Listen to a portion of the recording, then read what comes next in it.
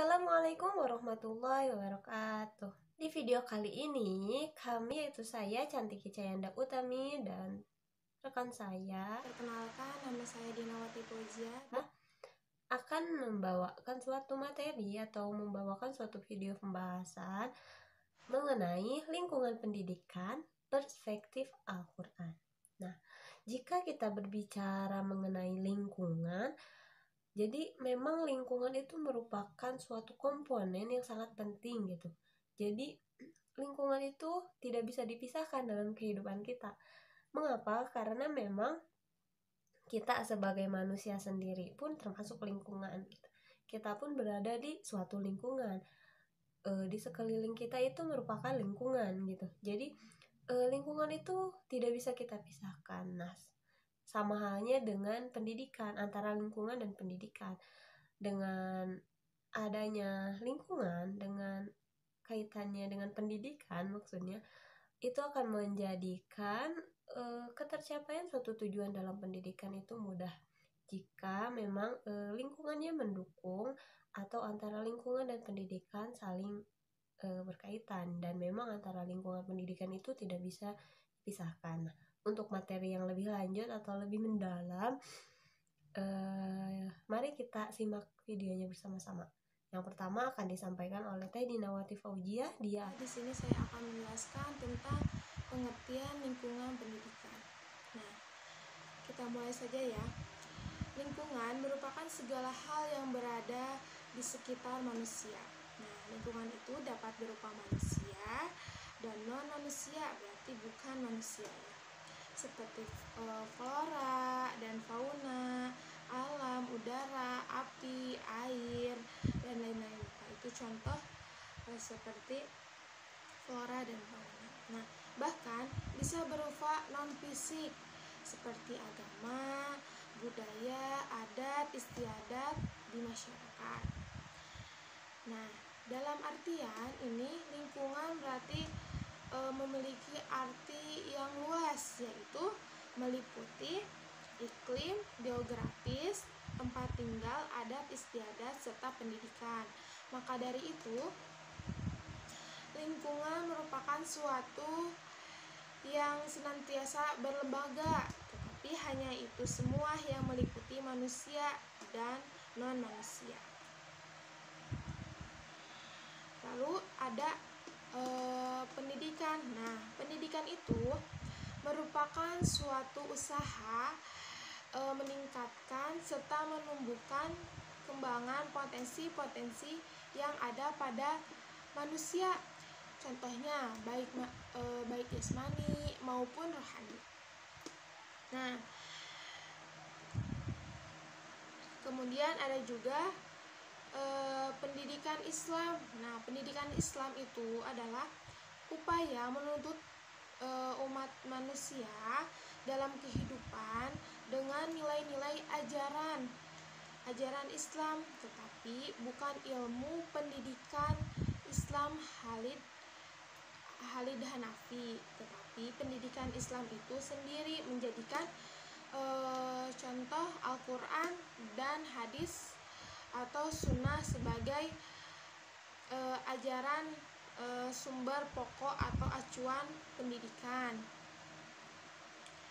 Nah, pendidikan dalam biologis keislaman itu lebih terkenal dengan istilah tarbiyah, taklim, takdid, kemudian riyadoh dan irsyad dan tardis. Nah, seperti itu. Nah, kemudian ada arti tersendiri, sehingga dalam konteks Islam pendidikan itu sangat luas pengertiannya.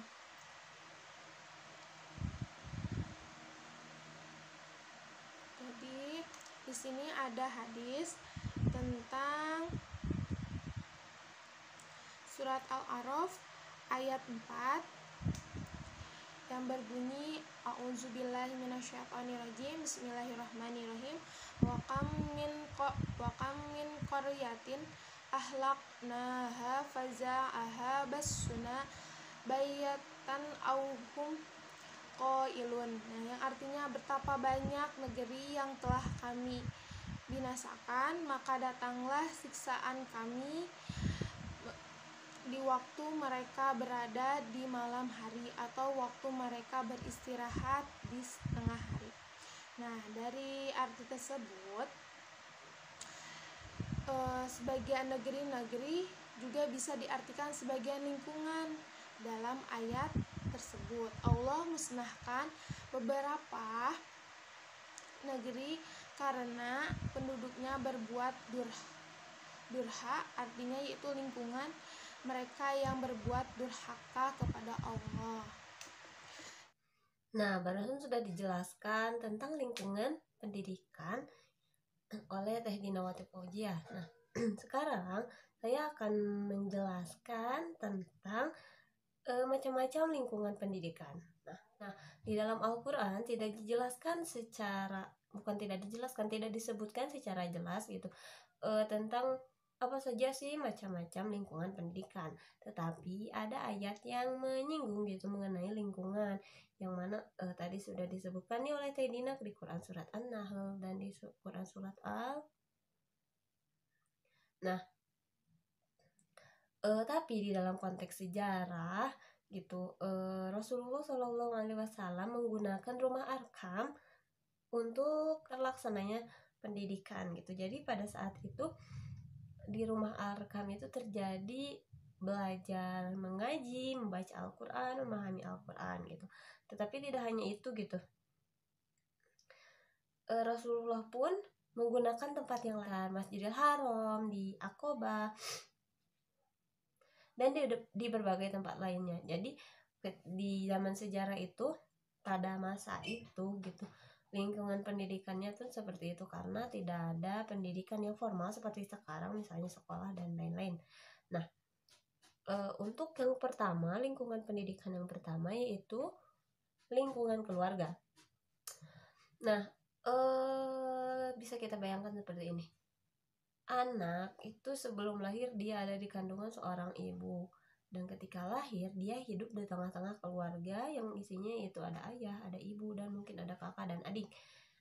Nah, itu tandanya proses perkembangan dan pertumbuhannya itu ditentukan dan dibimbing oleh keluarga gitu. Nah, sama halnya dengan pendidikannya. Nah, pendidikan yang ada di keluarga itu biasanya membentuk atau mencakup suatu akhlak gitu kan, attitude, keyakinan, pola pikir, dan masalah-masalah agama lainnya mungkin seperti fikih gitu, tata cara sholat dan lain-lain seperti itu. Nah, jadi bisa dikatakan pendidikan di lingkungan keluarga itu adalah pendidikan yang pertama yang mungkin akan didapatkan oleh anak. Jadi dalam keluarga itu pendidikan si anak itu memiliki dasar dan landasan untuk dia bekal di kemudian hari gitu, seperti itu. Nah, ketika si anak sudah memiliki bekal atau landasan dan dasar pendidikan yang dididik di lingkungan keluarganya, maka itu bisa menjadi bekal untuk dia melanjutkan ke lembaga atau pendidikan di luar sana gitu, seperti sekolah dan lain-lain gitu, sehingga itu bisa dikolaborasikan antara pendidikan yang diberikan atau dididik di lingkungan keluarga dan dikembangkan di lingkungan luar sana seperti itu. Nah, di dalam Quran surat Toha ayat 132 pun disebutkan yang artinya, dan perintahkanlah keluargamu melaksanakan salat dan sabar dalam mengerjakannya. Kami tidak meminta rezeki kepadamu, kamilah yang memberi rezeki kepadamu, dan akibat yang baik di akhirat adalah bagi orang-orang yang bertakwa. Nah, jadi intinya keluarga itu merupakan suatu pendidikan yang paling utama yang akan didapatkan oleh anak. Seperti itu. Nah, selanjutnya yaitu lingkungan pendidikan di sekolah. Sekolah sebagai lingkungan pendidikan. Nah, sekolah itu merupakan lingkungan pendidikan yang formal. Mengapa? Karena di dalamnya memiliki suatu aturan, ketentuan-ketentuan gitu yang diberlakukan. Jadi jadi tidak bebas gitu, ada ikatan, ada keteraturannya, ada aturan dan ketentuannya. Nah, di dalam sekolah itu terdapat guru sebagai pembimbing berlanjutnya atau berlakunya suatu pendidikan, dan ada juga siswa atau peserta didik.